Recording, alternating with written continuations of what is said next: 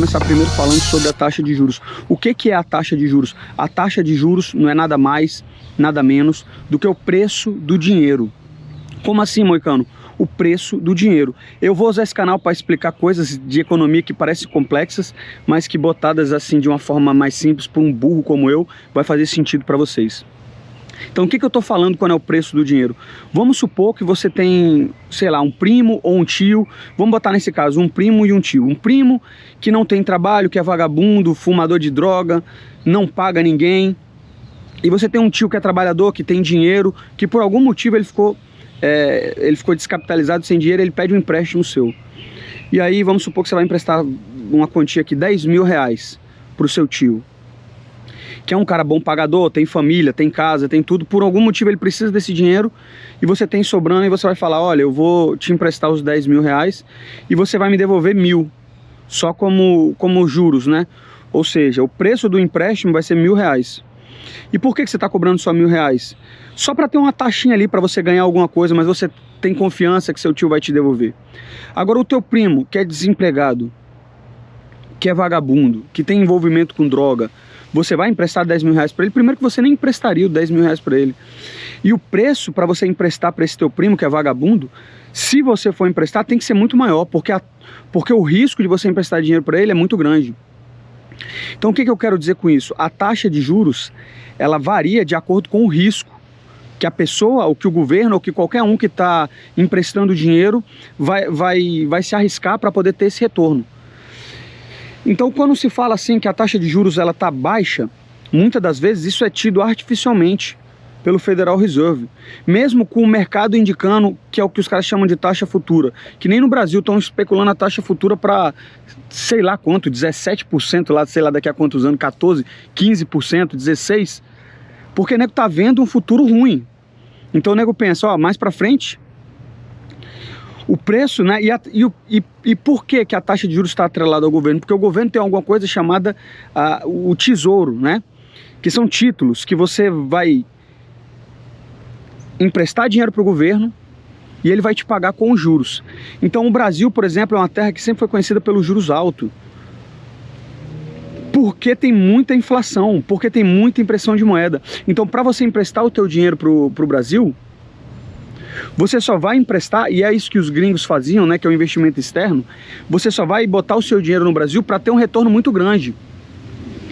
E isso era uma ilusão, porque todo mundo pensava, ah, beleza, então eu vou botar meu dinheiro no Brasil e vou ganhar. Só que se você fazer uma correlação disso com o aumento da base monetária, você vai ver que, na verdade, você está perdendo para a inflação, com a inflação real. Então o que é a inflação? O aumento da base monetária. Como é feito o aumento da base monetária? Imprimindo dinheiro. Como o governo imprime dinheiro? O governo pode imprimir dinheiro? Não. O governo abaixa a taxa de juros, o Banco Central compra títulos podres do governo, por uns juros que ele vai receber pouquíssimo ali, em 30, em 40 anos. Ele compra títulos podres do governo para injetar liquidez na máquina, para que o governo continue tendo dinheiro para pagar suas obrigações, para que o governo continue tendo dinheiro para pagar até mesmo um empréstimo que ele fez para os outros cidadãos. Porque você tem que pensar isso, quando aumenta a taxa de juros, o que ele paga também da dívida, do dinheiro que ele pegou emprestado, aumenta. E aí chega um ponto que você está 20%, 30%, 40% do orçamento pagando dívida. Então o governo, ele está gastando mais dinheiro pagando dívida do dinheiro que ele pegou emprestado do que fazendo investimento. E essa é a realidade. É por isso que a tese da economia austríaca e que a tese dos bitcoiners e principalmente dos anarcocapitalistas, dos libertários, é que esse Estado vai quebrar. Entendeu? Então quando o 381 fala aquelas coisas lá do jeito dele, que ele fala que o Estado vai quebrar, o social welfare vai quebrar, por quê? Porque simplesmente com a destruição da moeda e essa taxa e esse controle da taxa de juros, o governo ele aumenta o gasto exponencialmente. Só que ele não tem um ganho de produção. As pessoas não estão produzindo mais, as pessoas não estão ganhando mais dinheiro, pelo contrário. E como é que o Estado nunca diminui a arrecadação dele? O Estado só aumenta a arrecadação e só aumenta os gastos.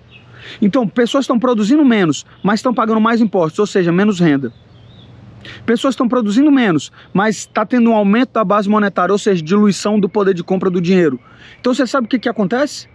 Uma hora, esse Estado vai inchar tanto que ele vai quebrar. É uma questão de tempo. O sistema todo, global financeiro, vai ter que passar por um crash absurdo e completo. Então é uma causada. E aí que entra o Bitcoin. Você chegou lá, juntou seu dinheiro pra caralho, guardou tudo na poupança. Em 10 anos você foi destruído pela inflação. E por quem você foi destruído? Por esses burocratas não eleitos que vão para os bancos centrais, que tem essa agenda de diluir o seu patrimônio, porque eles imprimem mais dinheiro. Porque para você entender isso, você tem que entender uma questão sobre de oferta e demanda e de stock to flow. Pesquise esses dois temas aí no ChatGPT que você vai ver, que é exatamente isso. Quando você tem mais de um produto, menos ele vale. Isso aí eu quero falar em outro vídeo depois, explicando como os caras que querem refutar o Bitcoin, na verdade eles fazem confirmar o que o Bitcoin está falando que o Bitcoin tem que passar por grandes crises, que desde 2008 não há mais grandes crises, que o governo se recupera rápido, e é por isso mesmo que o Bitcoin foi inventado, porque não há mais crises, não existem mais crises longas. Por quê? Porque o governo simplesmente vai imprimir dinheiro, vai fazer todo esse esquema que eu falei, vai pegar esse dinheiro, vai dar para as grandes empresas, para os brancos, para não quebrarem, aquele negócio de too big to fail, muito grande para falir. E o ciclo continua da desvalorização da moeda. Pega o real aí, quanto ele desvalorizou desde o começo. Por que ele desvalorizou? Aumento dos preços? Você acha que é o empresário que é mal? É o governo te tirando o dinheiro suado que está na sua poupança, velho. Então, instintivamente, você sabe que sua poupança não vale mais nada. E aí entra de novo aqueles papos do 38, da sociedade estar degenerada porque ela sabe que não vale a pena juntar. Então ela vai gastar com bebida, com putaria, com festa, com caralho, que é melhor que deixar o dinheiro parado. E ele tá certo nisso. E tipo assim, todas essas coisas que ele fala, não foi ele que falou. Você entra, meu irmão, compra um livro da economia austríaca, qualquer um desses aí. Você pode ser o Hofbauer, pode ser o Mises, pode ser até o Hope, e ele fala exatamente isso, a preferência temporal, velho. O cara muda a preferência temporal, a sociedade fica mais civilizada quando o dinheiro vale alguma coisa. Se a sociedade tem um dinheiro que dura, um dinheiro que você guarda o seu trabalho, a sua reserva, você tem menos incentivos para ser um filho da puta, um ladrão. Agora, num lugar onde o dinheiro não vale nada, as pessoas têm incentivo para ser filhas da puta, ladrão, golpista, piramideiro. Pode olhar, velho. Quanto mais o país está deteriorado economicamente, mais moralmente ele está também. Então, a inflação é a causa do problema, velho.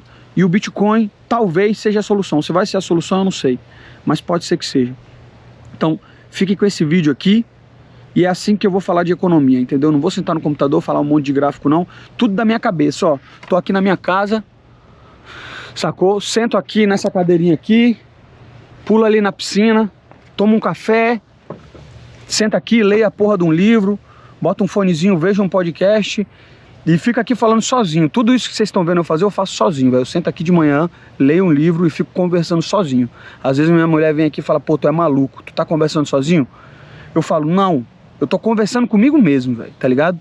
Eu pego o livro aqui e eu vou discutindo as ideias que eu tô lendo ou o podcast que eu tô ouvindo e fico debatendo pra ver se faz sentido. Então agora eu vou mostrar um pouco pra vocês do treino aí, mas essa foi a conversa que a gente teve hoje. Valeu, os...